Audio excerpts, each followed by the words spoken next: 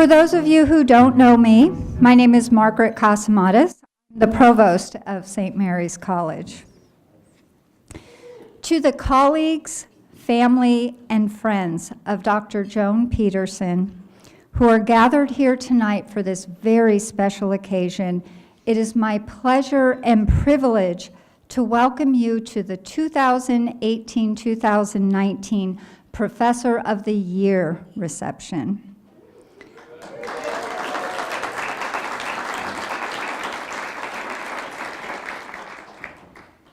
This award has a long-standing 28-year history of honoring distinguished achievement in teaching and/or scholarship by a tenured member of the faculty of St. Mary's College.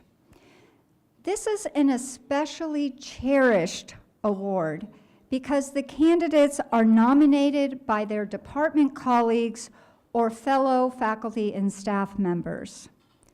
This evening, we're honoring Dr. Joan Peterson, professor in the Kalmanovitz School of Education.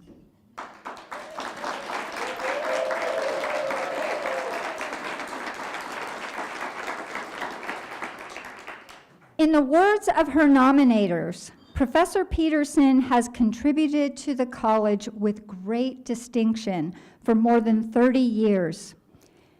Quote, teaching brilliantly, performing valuable scholarship, and performing essential service in a way that always reflects her embrace of the liberal arts and the Catholic and Lasallian ideals. Professor Peterson joined the St. Mary's faculty in 1989 following 17 years of work as a high school English teacher. She became a full-time adjunct in the single subject program in 1991, was promoted to associate professor in 1998, and became full professor in 2000. If you do the math, you'll realize that Joan has been teaching for 50 years.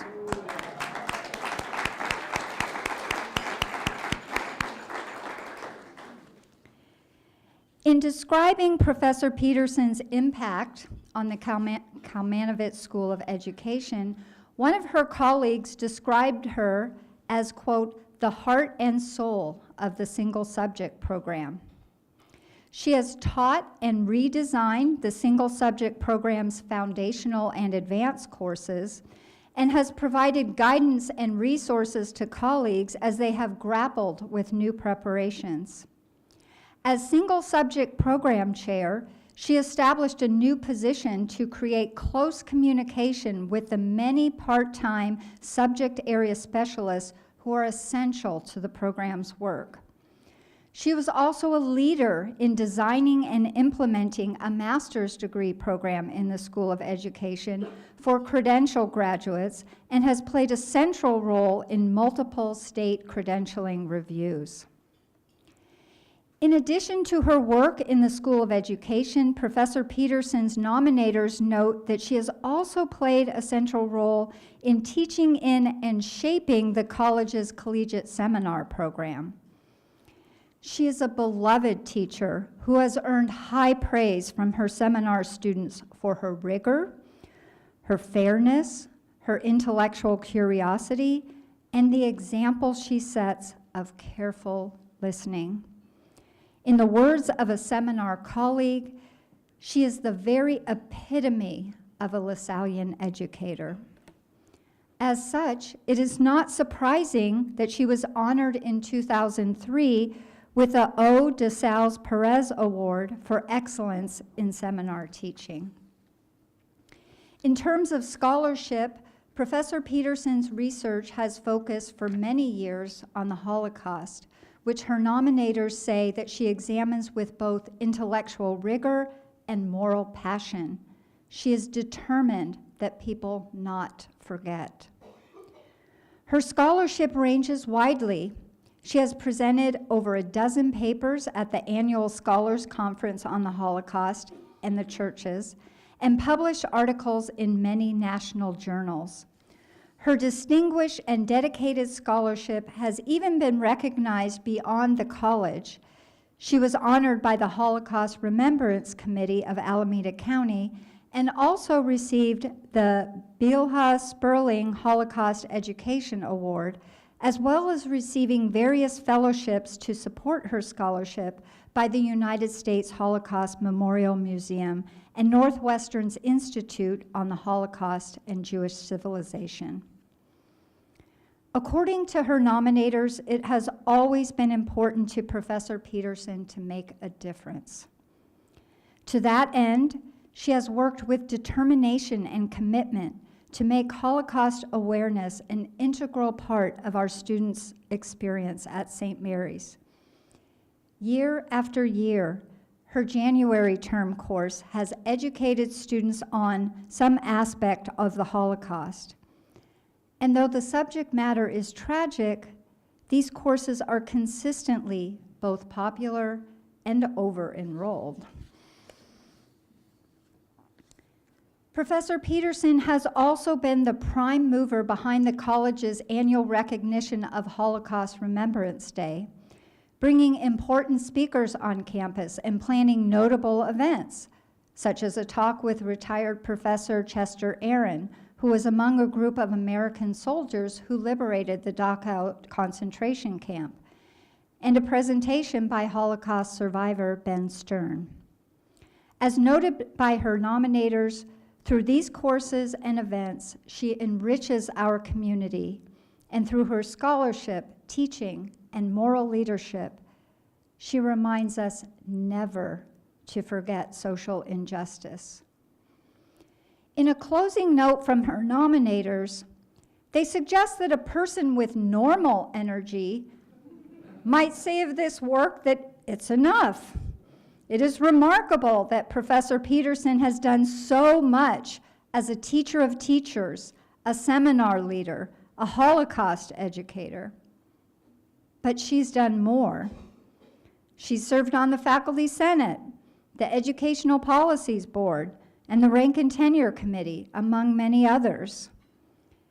In each of these pursuits, in the classroom and in her interactions with colleagues, Professor Peterson never forgets that she's a teacher. She once stated in an interview, "We are all part of a circle where every part of schooling influences every other part. Teachers must be true believers because they may never know who they influence or touch." Joan Peterson is one such true believer. As a colleague from KSOE stated, quote, "Her expertise and humane vision will undoubtedly shape the lives of California children for generations to come.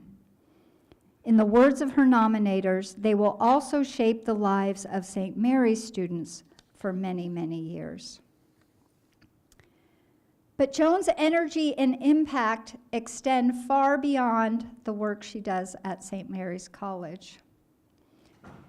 She also serves as a lector at St. Agnes Parish in Concord. And this is most impressive. Every summer, she puts up more than 100 jars of jam. It is my deep honor to give you Dr. Joan Peterson.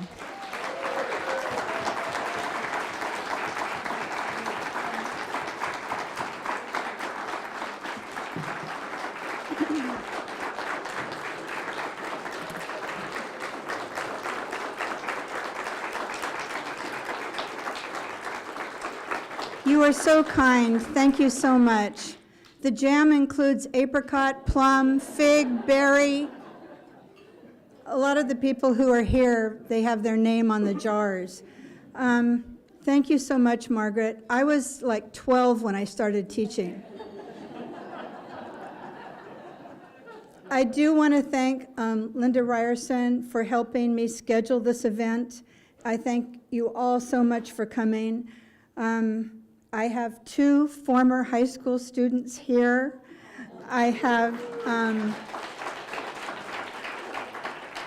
I want to acknowledge that several of my former education students who became fine teachers are here, and 5 of them returned to teach in our single subject program.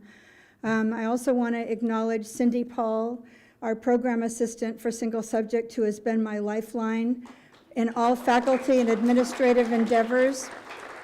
And I also wanted to acknowledge David Kraft, who's teaching a class right now, but he was the most wonderful program director.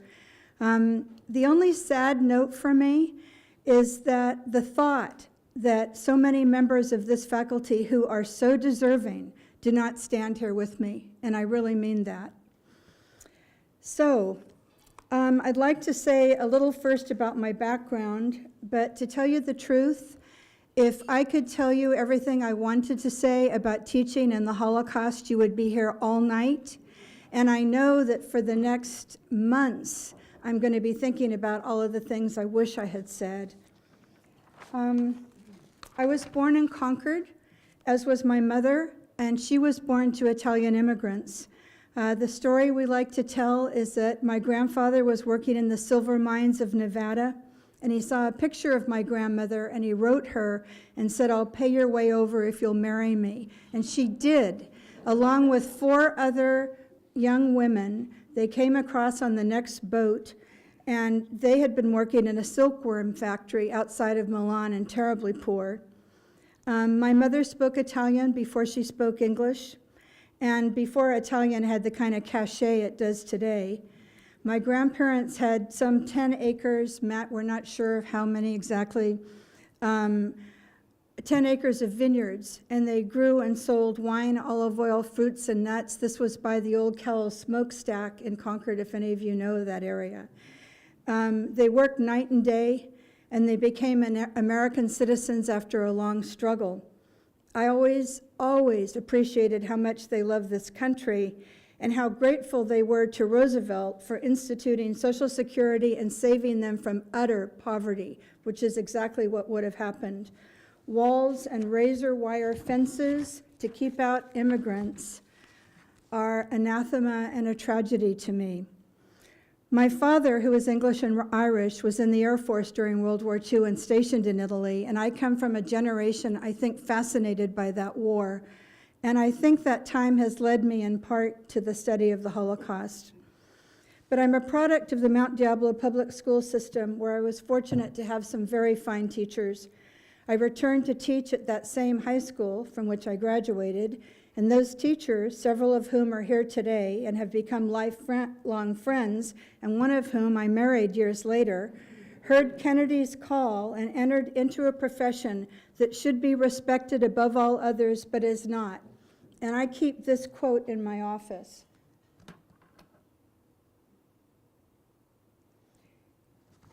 In a completely rational society, the best of us would aspire to be teachers, and the rest of us would have to settle for something. Is it showing? Yes. Why was there a murmur? Try it again.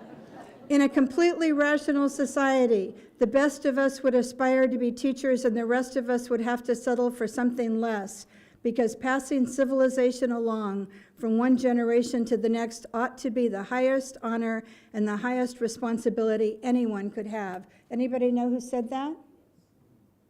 Who? We should know his name. His name is Lee Iacocca, ironically. The wealthy businessman who saved the Chrysler Corporation from bankruptcy. It's ironic, too, because American leaders of any stripe are silent about teachers and teaching. And I'm still waiting for the politician and even the academic who calls young people to this profession and who, with wisdom and foresight, promises better pay along with language that inspires and fires. I continue to wait. By the way, one of my seminar students had to help me with the PowerPoint because I'm a dunce at it. And he said that I should have black in between slides, but it doesn't show black. It just does on my computer. It's okay. Okay. I questioned him about black, but he said, no, that was professional, that he had made many presentations and he should listen to me. I didn't go into teaching, however, because I thought I wanted to be a teacher. I went into teaching because I love literature, and I didn't know any other way to keep it in my daily life. Plus, I so admired many of my high school teachers and the lives they led and wanted that life for myself as well. It never occurred to me at the time that I wouldn't make a lot of money. By the way, before I began teaching high school, teachers were given sabbaticals in the Mount Diablo School District. They disappeared in the early 1970s. It's just like an unheard of thing for a K through 12 teacher to get a sabbatical. The most difficult time of my entire 50-year teaching career took place after I had been teaching 7 years. It was an 11-day teacher strike that resulted in one suicide and several nervous breakdowns. Truly, that's how punishing and angst-driven that strike was. Unlike the recent Oakland teacher strike and several others around the country, all of which hopefully hearken to a new day and a new attitude, that strike was humiliating and defeating. We did not receive 1 penny more than the original offer of a 2% raise.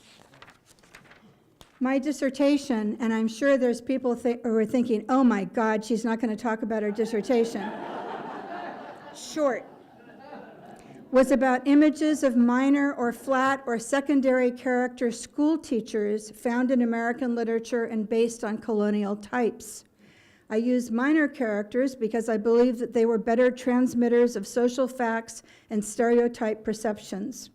Writers who transmit cultural values are far more likely to consciously or unconsciously ascribe typed traits to secondary characters with whom they spend less imaginative time constructing and creating.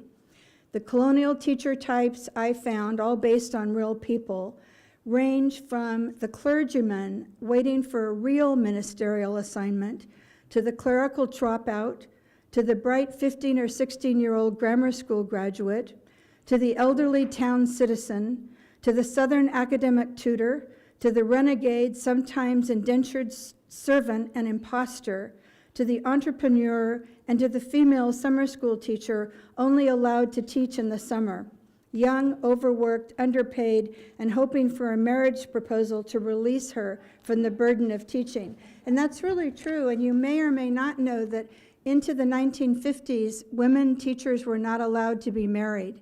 In fact, a good friend of mine's mother had to hide her marriage in order to teach in California. The 30 novels I studied reproduce these colonial types, and they endure in the minds, I think, of most people. I just want to refer to a few of them. In fact, I'm going to skip the first one. I'm going to go right to Ichabod Crane's stock presentation. Though a major character in the legend of Sleepy Hollow, he is a precursor to hundreds of secondary depictions to come of teachers whose meager intellect and bruising classroom manner standardize the teacher as a numbskull. The townspeople see how his teaching is a wonderfully easy life. Toni Morrison in Beloved chose a particularly reprehensible slave master who actually was a school teacher to continue a long line of descendants from colonial teacher types based on authoritarian ministers. Morrison writes that he always wore a collar and he was of a kind who would know Jesus by his first name. He is genteel, well-dressed, formal, a learned man, and because he corrupts the duties we ascribe to school teachers, he also fits the imposter type.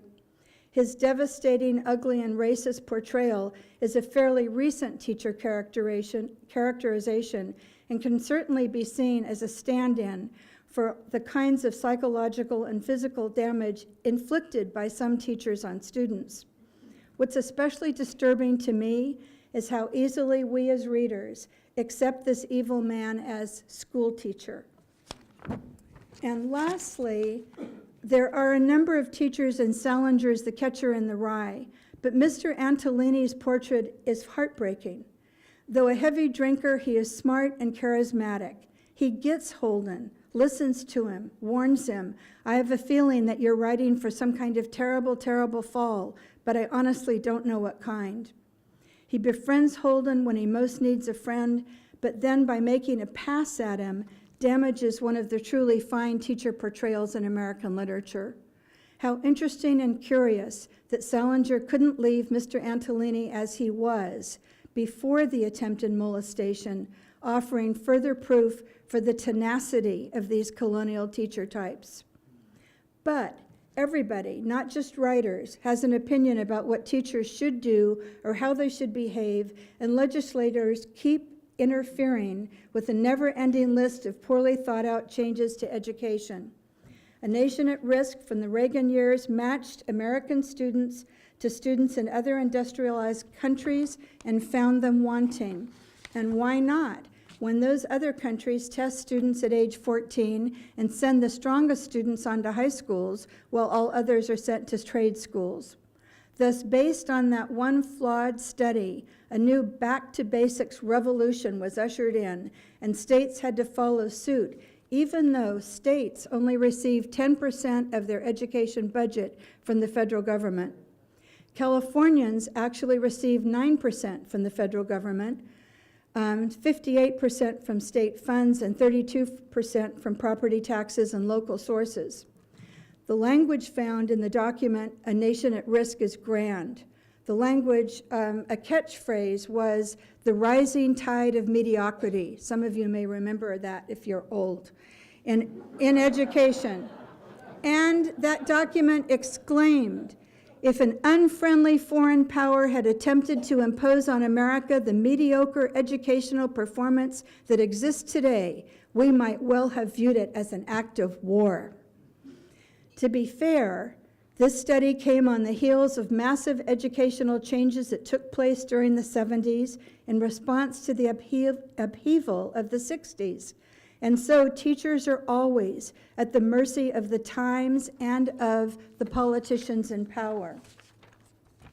No Child Left Behind you know about. You know that for 13 years, teachers were under this edict with little change in test scores.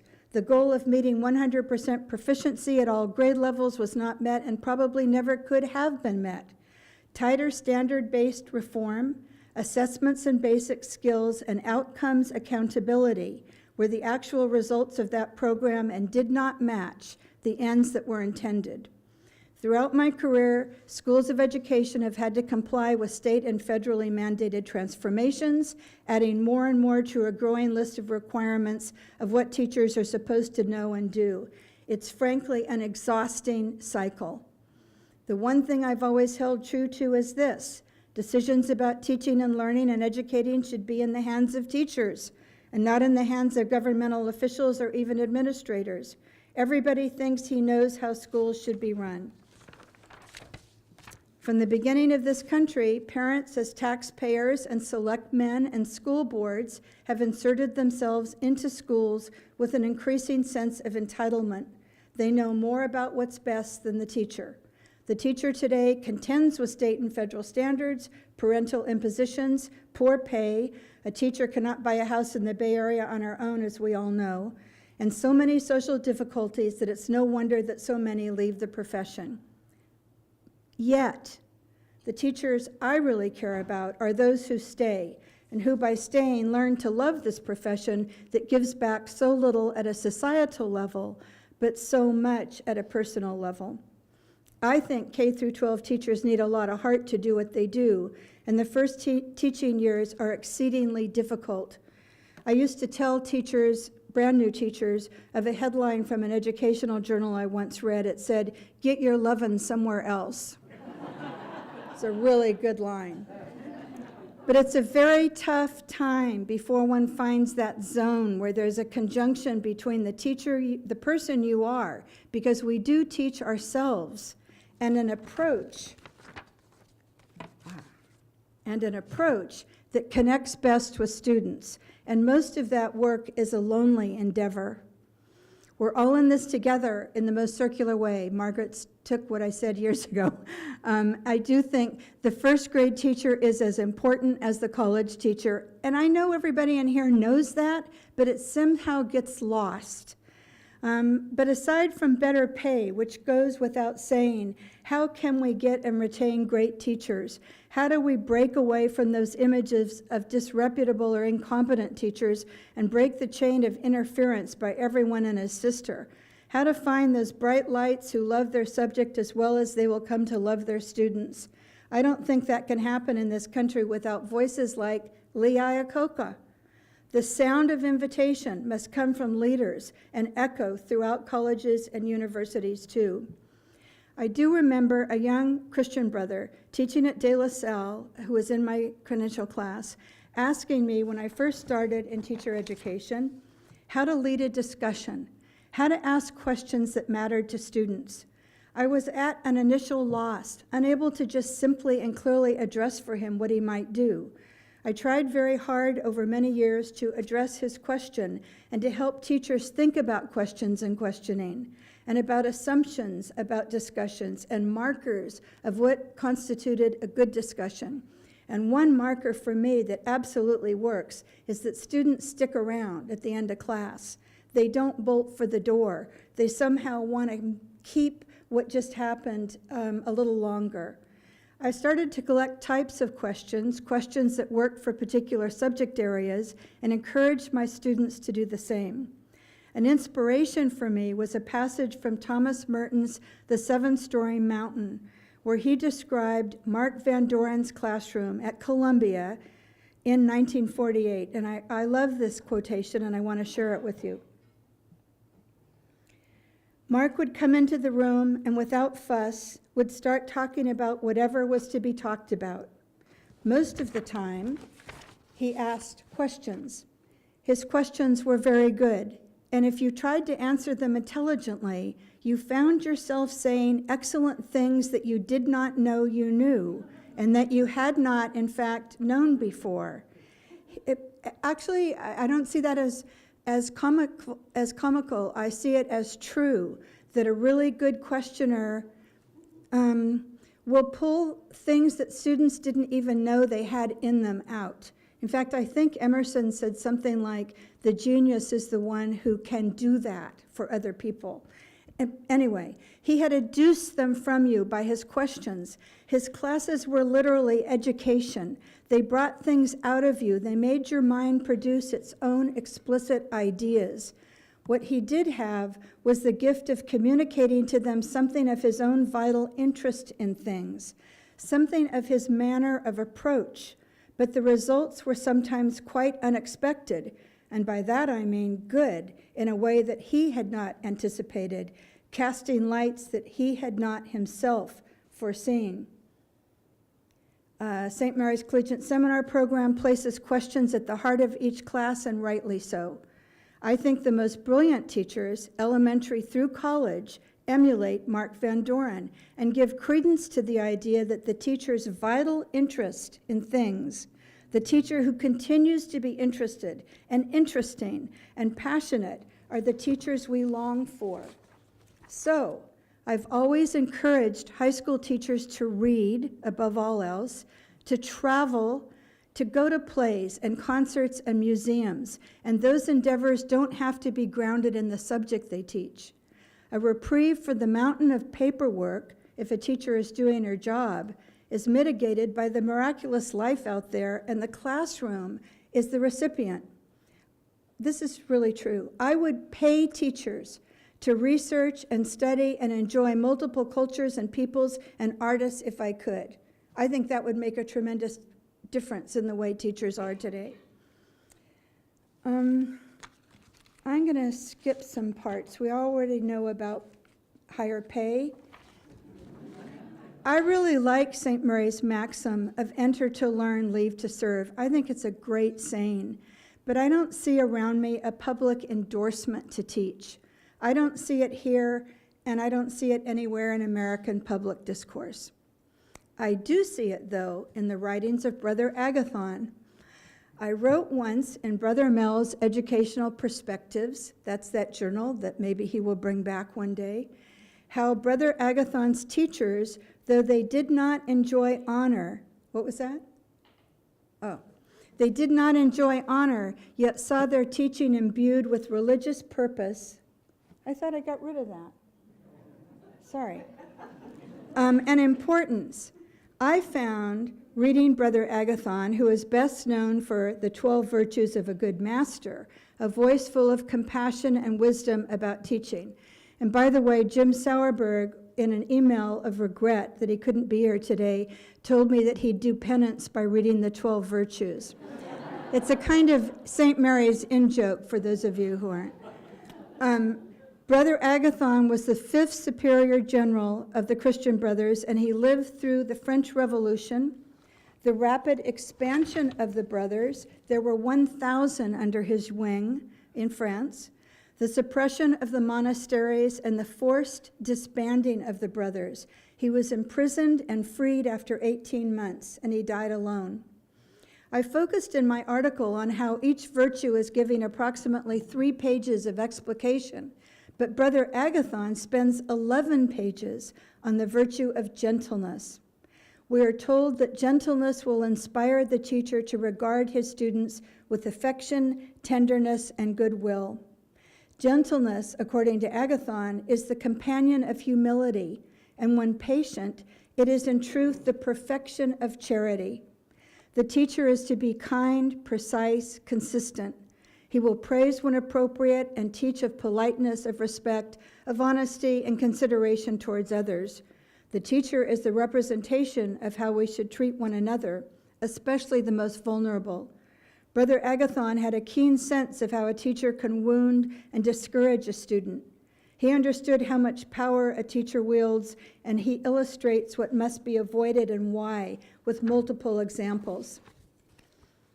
Because I became interested in Brother Agathon and actually started to write a paper comparing him to Paulo Freire, Brother Jared Rummery, wonderful brother that if you're young you don't know, unfortunately, gave me a translation of a circular from 1786 on the public contests, competitions, and examinations carried out by the brothers at the end of each school year.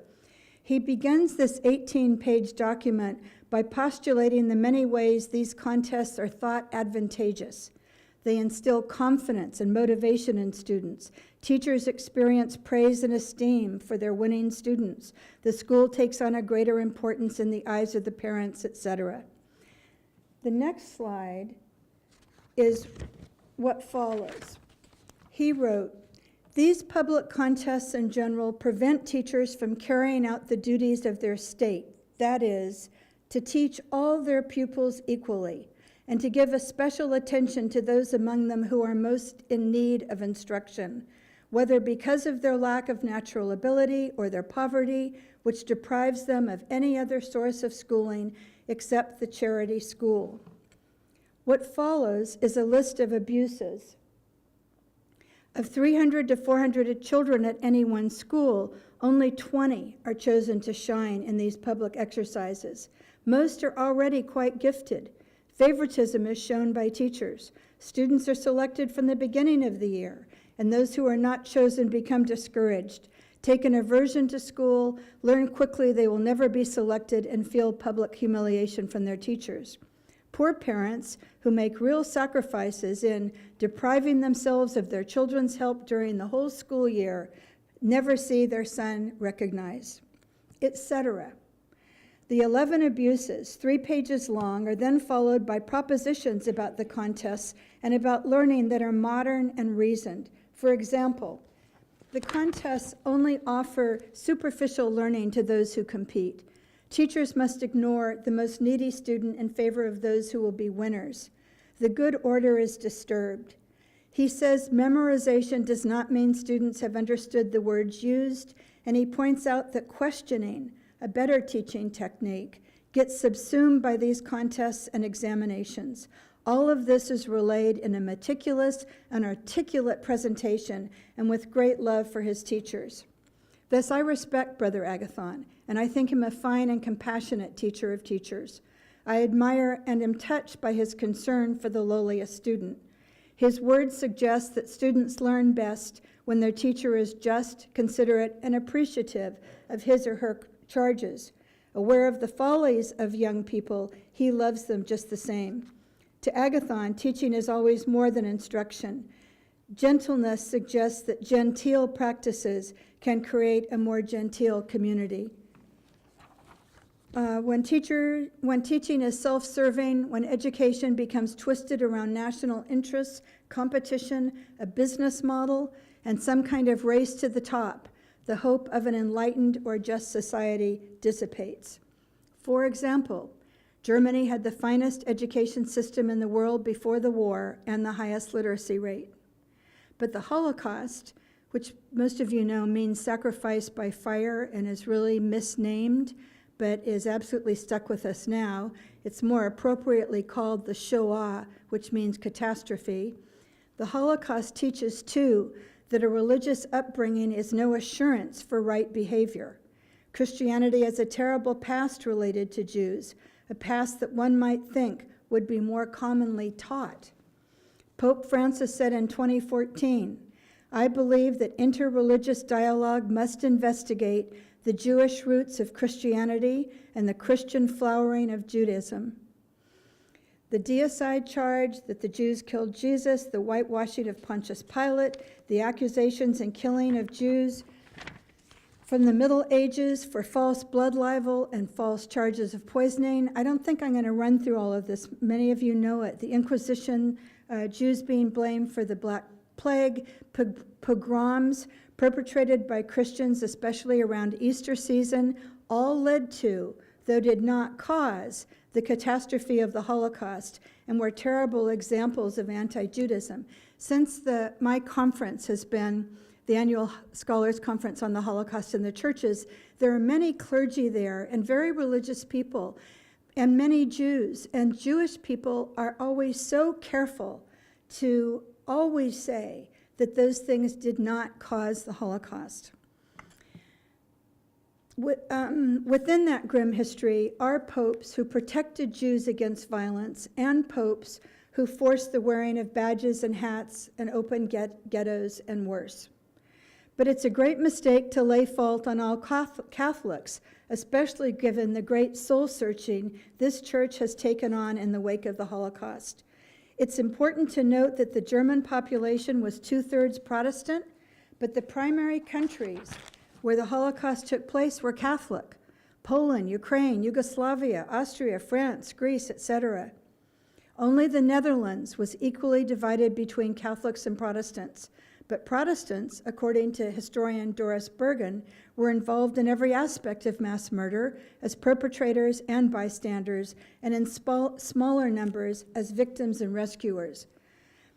And because the Holocaust was perpetrated by Christians, it brings with it to me a Christian obligation, a responsibility, if you will, to study, write, and teach about it, which is why I've always been a bit mystified when asked, "Are you Jewish?"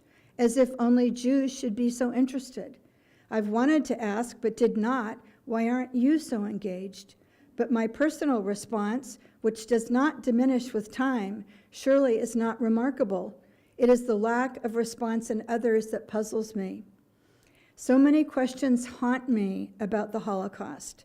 The biggest is, how could there exist a hatred that desired the utter and complete extermination of every last Jewish man, woman, and child on the face of the earth?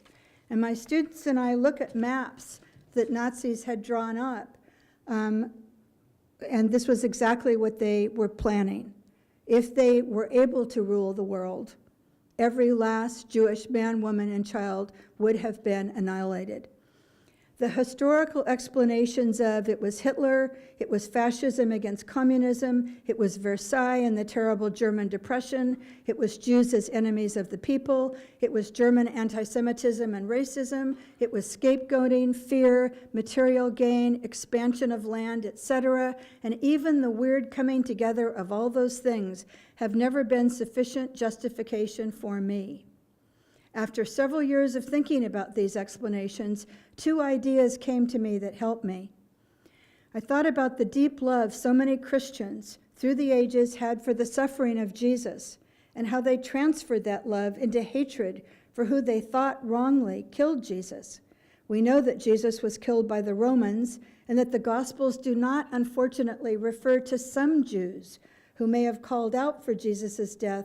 Instead, all Jews are referenced, and with that, all Jews bore that stain for 2,000 years. The other thought had to do with the Old Testament, a work that one priest gospel researcher says should be called the First Testament. Because I am a lector and have the privilege of reading from both the First and Second Testaments, I've become more familiar with the admonitions, reprimands, and scoldings laid upon the Jewish people by their leaders. And I begin to think how early clergy and Christians heard these rebukes and reprimands and decided that they were indicative of a wicked and sinful and hard-headed people, when in fact those prophets of old were castigating sinners and sins that are just as prevalent today as then. Such a sad revelation, given the fact that we are all guilty of the same errors and regrettably not called out like we should be, perhaps, a flaw perhaps in many Christian homilies. So these 2 thoughts help me understand a little better the lead up to the Holocaust and the perniciousness of anti-Semitism. A couple of years after I thought about these, I was in Philadelphia, this conference I go to, and a Rabbi Greenberg cited exactly those 2 things. And I thought, I am in the zeitgeist. It was very cool.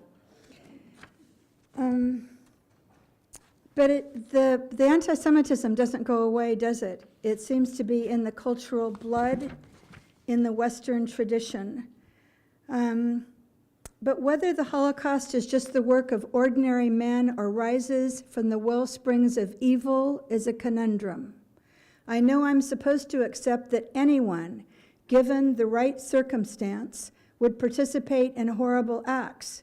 And in spite of more recent genocides where we saw neighbors killing neighbors, I've read enough about the Holocaust that I just can't get my mind satisfactorily around the anyone could idea. In an afterword to his great work, Survival at Auschwitz, the original title of which was If This Is a Man, Primo Levi addressed questions readers had sent him. When asked how the Nazis' fanatical hatred of the Jews could be explained, he ran through some of the common explanations that I just gave. But he also said, I must admit that I prefer the humility with which some of the most serious historians confess to not understanding the furious anti-Semitism of Hitler and of Germany behind him. I hope that's still true of historians.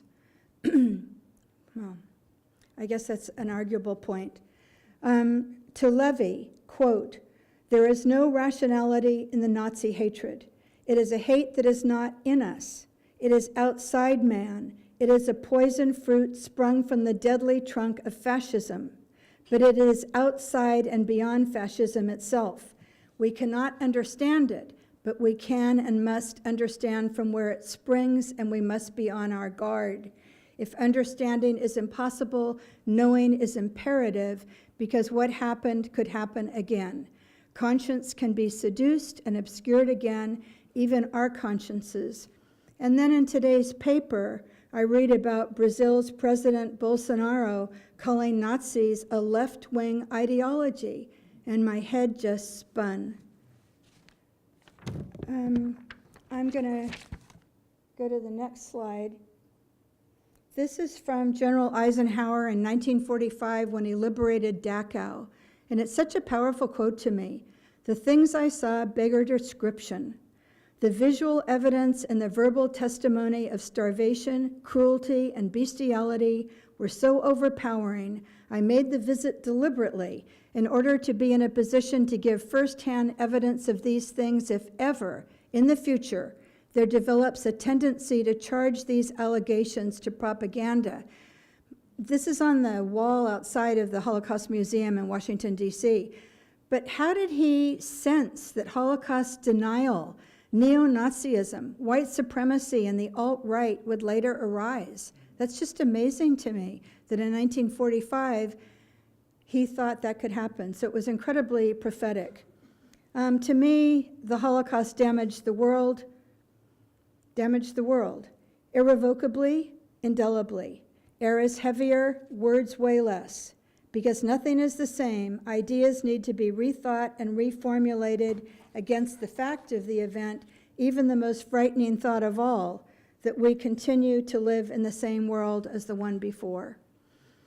I think it's very important to teach this event. Most students enter college after having studied a day or two about the Holocaust in high school history classes. Most. Almost none of my St. Mary's students have seen Schindler's List, and only about a third have read Night by Elie Wiesel, and even fewer The Diary of Anne Frank. That used to not be true, but it's true now.